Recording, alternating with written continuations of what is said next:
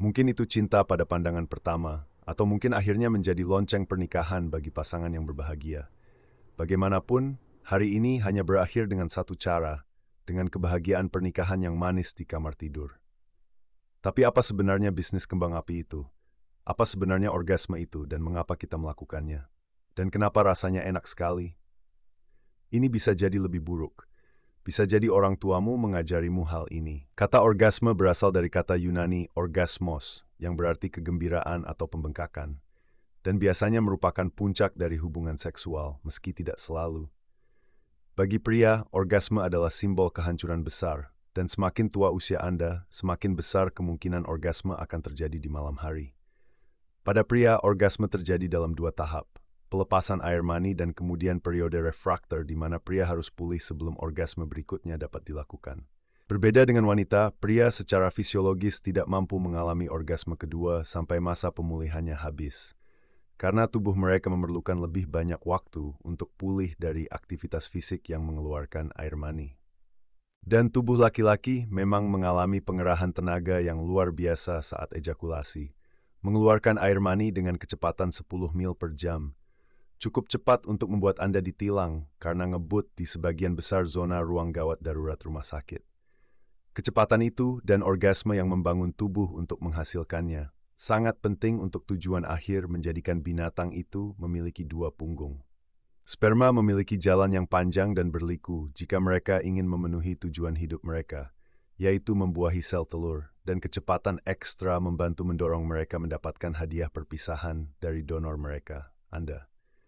Tidak seperti kebanyakan wanita, pria tidak dapat menghentikan orgasmenya begitu mereka memulai prosesnya.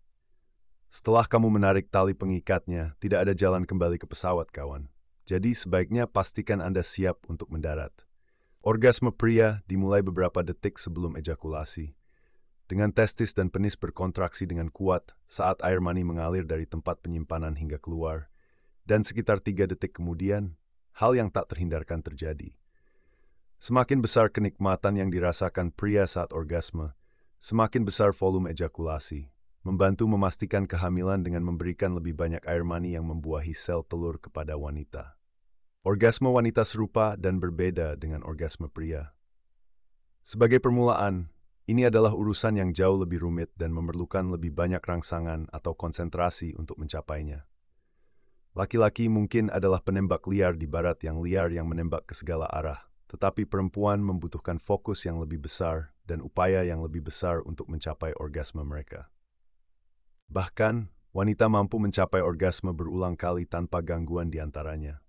Berbeda dengan pria yang membutuhkan waktu istirahat lebih lama di antara orgasme, semakin tua usia mereka. Selama rangsangan wanita tidak turun di bawah tingkat yang stabil, dia bisa orgasme dengan sangat cepat setelah rangsangan pertama, sementara pasangan prianya mungkin perlu istirahat panjang. Saat ini, wanita mungkin mampu mencapai orgasme lebih sering. Namun mencapai orgasme biasanya jauh lebih sulit bagi wanita dibandingkan pria. Meskipun ujung saraf pria berada di sepanjang kepala dan batang penis, vagina wanita memiliki ujung saraf yang jauh lebih sedikit secara keseluruhan, sehingga penetrasi teratur mungkin tidak cukup untuk mencapai orgasme. Cara paling umum bagi wanita untuk mencapai orgasme adalah melalui rangsangan pada klitoris, yang dipenuhi ujung saraf dan sangat sensitif. Kadang-kadang klitoris dapat dirangsang melalui penetrasi vagina secara teratur, namun seringkali harus dirangsang secara khusus. Karena homolog dengan penis, klitoris dipenuhi dengan lebih dari 8.000 ujung saraf, sehingga memberikan sensitivitas yang sama besarnya atau mungkin lebih besar dari penis pria. Secara keseluruhan, bagian dalam vagina memiliki lebih sedikit ujung saraf dibandingkan penis pria, sehingga menyulitkan wanita untuk mencapai orgasme selama hubungan seks normal dan penetrasi. Beberapa ahli biologi percaya bahwa kesulitan dalam mencapai orgasme wanita mungkin disebabkan oleh fakta bahwa perannya jauh lebih kecil dalam reproduksi dibandingkan orgasme pria. Pria, yang membawa sperma yang diperlukan untuk membuahi sel telur, memerlukan proses fisiologis untuk melepaskan sperma tersebut hanya pada waktu yang tepat. Jika seorang pria dapat mencapai orgasme dengan rangsangan yang jauh lebih sedikit, hal ini mungkin akan menyebabkan orgasme dalam situasi yang tidak memiliki tujuan reproduksi, sehingga membuang-buang sperma berharga dan energi yang diperlukan untuk memproduksinya. Dengan memerlukan rangsangan yang berkepanjangan dan menyenangkan pada penis, tubuh memastikan bahwa sperma yang berharga dihasilkan hanya dalam kondisi reproduksi yang sangat spesifik. Intinya, orgasme itu seperti pengaman pada pistol, mencegahnya meledak kecuali dalam keadaan yang sangat spesifik.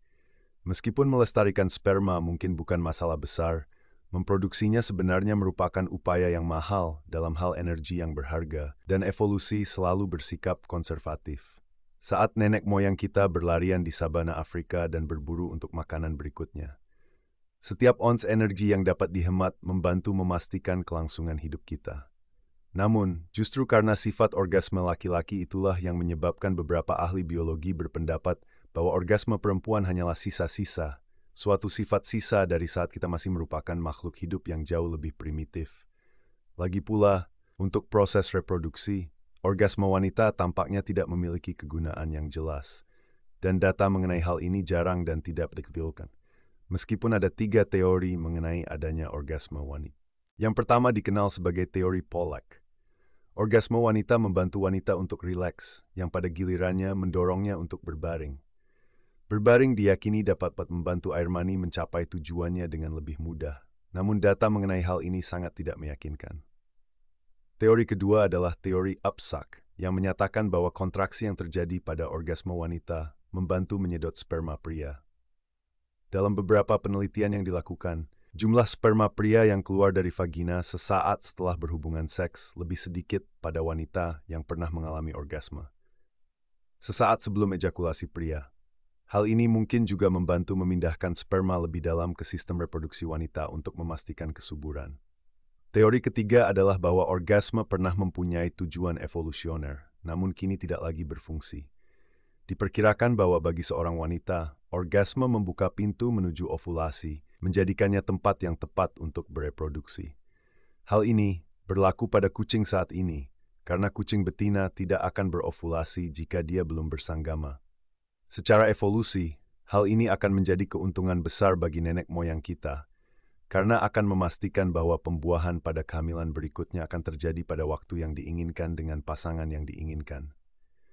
Sebagai salah satu bentuk pengendalian kelahiran, orgasme akan memastikan bahwa seorang wanita benar-benar siap untuk memiliki anak, karena diperlukan beberapa sesi hubungan intim untuk memulai proses ovulasi.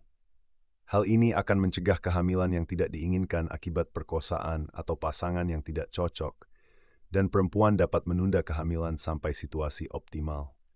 Sebagai salah satu negara dengan masa kehamilan terpanjang di dunia, memiliki anak merupakan investasi waktu dan energi yang luar biasa. Dan nenek moyang kita mungkin memerlukan orgasme untuk membantu mereka mengontrol reproduksi hingga lingkungan dan situasi sosial cocok untuk melahirkan. Namun hal ini masih hanya sekedar teori, karena kecil kemungkinannya laki-laki yang mengalami dorongan evolusioner yang sangat kuat untuk menghasilkan keturunan akan rela tunduk pada periode kesucian yang sangat lama. Teori lain mengatakan bahwa orgasme wanita berfungsi untuk mengikat secara emosional seorang wanita dengan kekasihnya. Dan memang benar, selama orgasme pria dan wanita, otak melepaskan zat kimia pengikat yang berfungsi membuat kita merasa lebih dekat dengan pasangan seksual kita. Karena unit keluarga yang kuat sangat penting dalam membesarkan anak di masa lalu, hal ini akan menjadi dorongan besar untuk memastikan bahwa laki-laki tetap bersama pasangannya yang sedang hamil dan membantu menafkahi dia dan anaknya.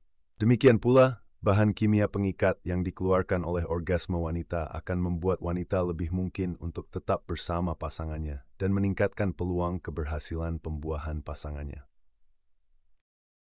Di satu sisi, orgasme wanita mungkin merupakan trik evolusioner untuk membantu pria dengan membuat wanita lebih mungkin untuk tetap bersama pasangannya cukup lama hingga bisa hamil oleh pria tersebut.